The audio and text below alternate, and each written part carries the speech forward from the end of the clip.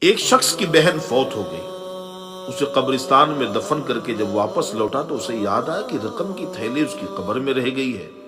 دوبارہ وہ قبرستان آیا اور بہن کی قبر کھود ڈالی۔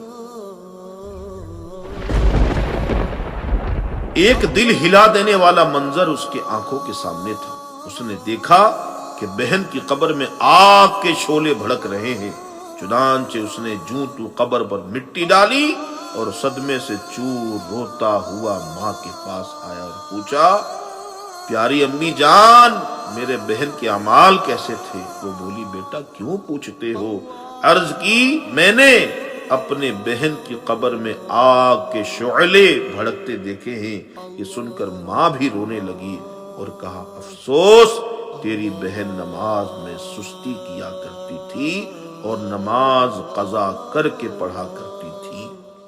میٹھے میٹھے اسلامی بھائیوں اور اسلامی بہنوں، جب قضا کرنے والوں کی ایسی سخت سزائیں ہیں تو جو بدنصیب سیرے سے نماز ہی نہیں پڑھتے ان کا کس قدر بھیانک انجام ہوگا۔